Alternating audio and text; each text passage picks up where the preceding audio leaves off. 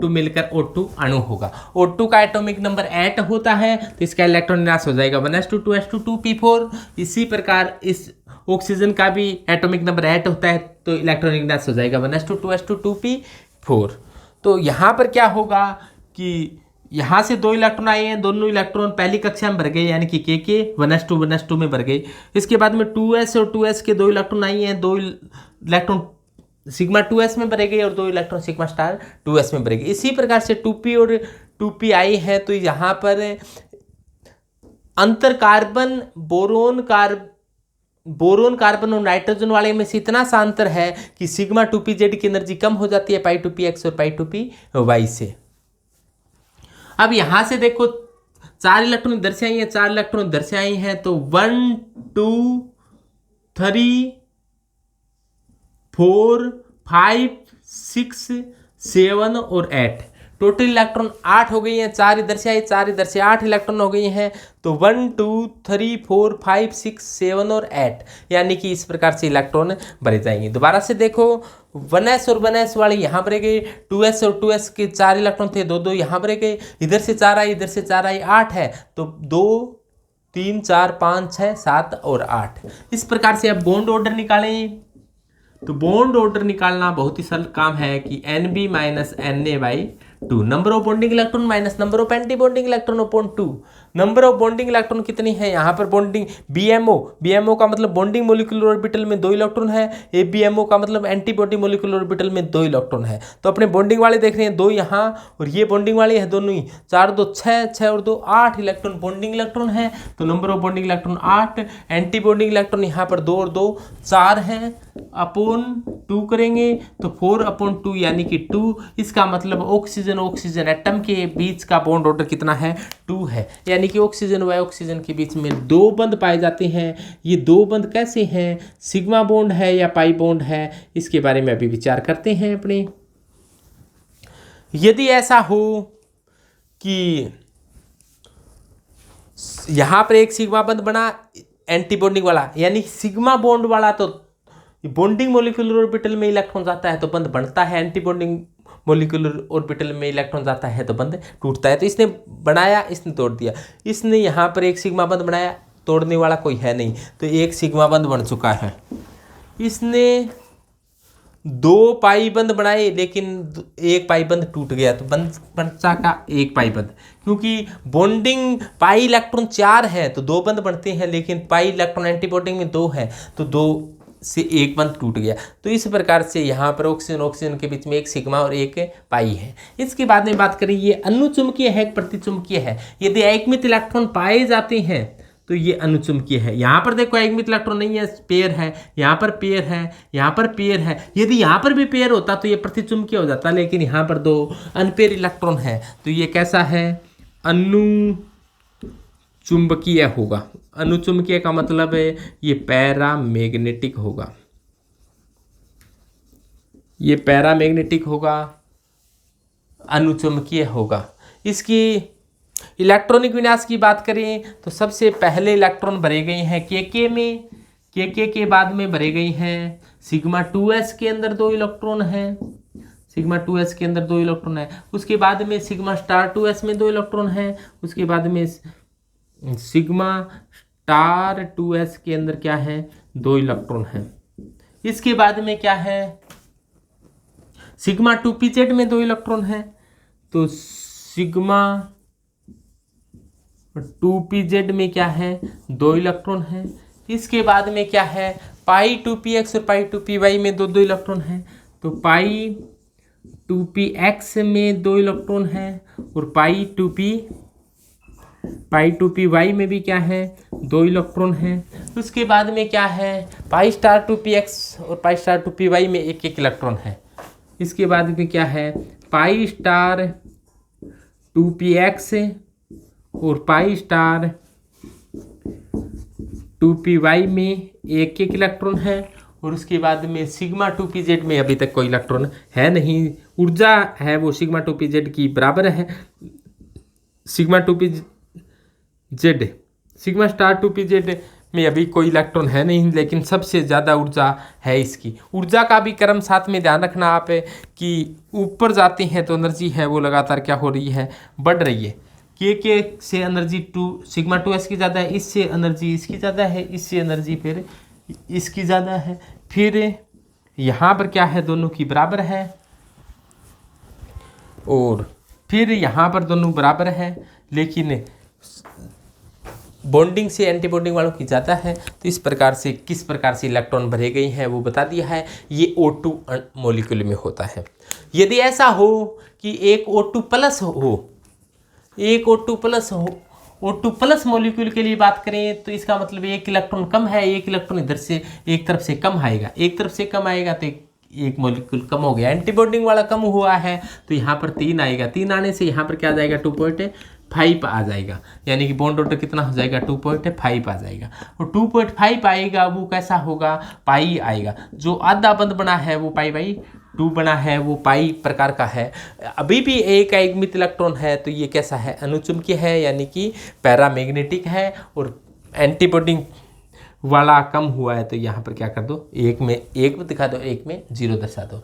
यदि ऐसा हो जाए कि ये +2 वाला ही आ जाए इधर से तो ये +2 वाला, या ऐसे भी हो सकता है कि इस ऑक्सीजन पर +1 और इस ऑक्सीजन पर +1 हो तो भी ये O2+2 मॉलिक्यूल बनेगा। O2+2 का मतलब है यहाँ से 2 इलेक्ट्रॉन कम हो गई हैं तो इसमें यहाँ पर 2 ही है।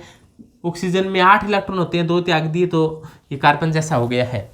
फिर ये 1 इलेक्ट्रॉन कम हो गया है, यहाँ पर 1 इलेक्ट्रॉन कम हो जाएगा, और यहाँ पर 1 इलेक्ट्रॉन कम होने का परिणाम ये होगा कि यहाँ पर 2 इलेक्ट्रॉन होंगे और ये बॉन्ड ऑर्डर क्या आ जाएगा, 3 आ जाएगा। और यहाँ पर अब की बार पूरा पाई बंद है वो बन जाएगा। अब आयुग्मित इलेक्ट्रॉन नहीं रहा है ये, तो अनुचुंबकीय से ये प्रतिचुंबकीय हो गया है, प्रतिचुंबकीय हो गया है, यानी कि डाया मैग्नेटिक हो गया है। और ये यहाँ पर ये इलेक्ट्रॉन भी अब नहीं रहा है, O2+2 के लिए इलेक्ट्रॉनिक विन्यास से ये आ जाएगा।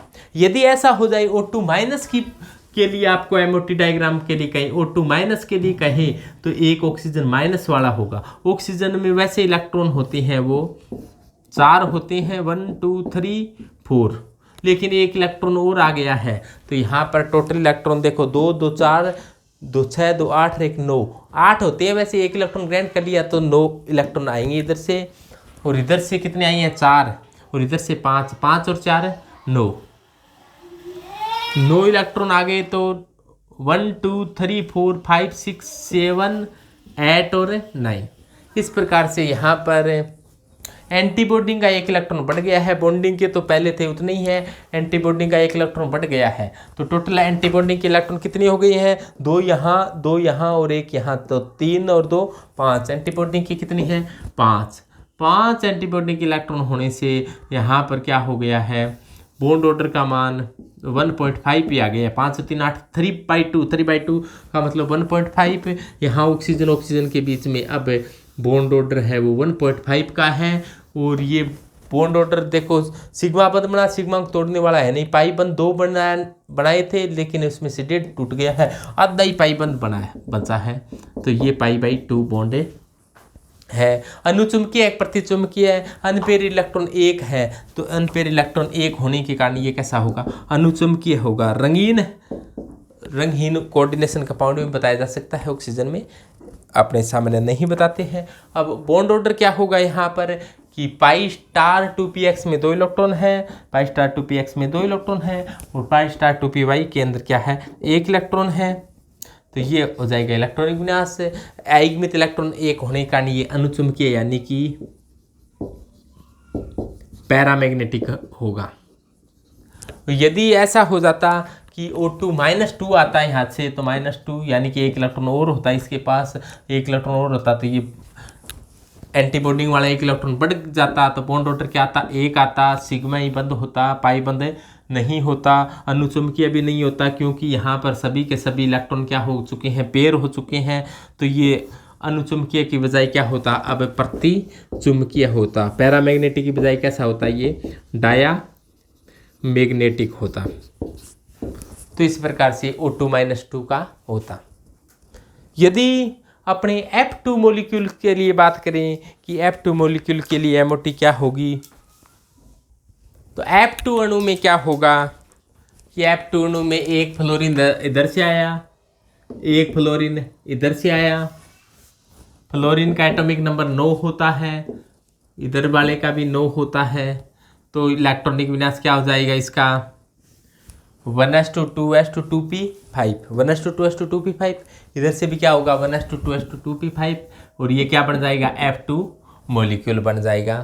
तो इलेक्ट्रॉन है वो इस प्रकार से भरे जाएंगे, इधर से 2 आए के एक में भरे गए, इधर से 5 आए 10, तो 1 2 3 4 5 6 7 8 9 10 इस प्रकार से भरे गए हैं। बॉन्ड ऑर्डर क्या आ चुका है यहाँ पर, बॉन्ड ऑर्डर देखो 6 और 2 8 माइनस 6, तो 8 माइनस 6 बॉन्ड ऑर्डर 1 है, यानी कि फ्लोरीन और फ्लोरीन के बीच में क्या सा बंधा 1 है, और वो बंध कैसा है सिग्मा बॉन्ड है, कोई भी आयनिक इलेक्ट्रॉन है नहीं, तो ये प्रतिचुंबकीय और डाया मैग्नेटिक है।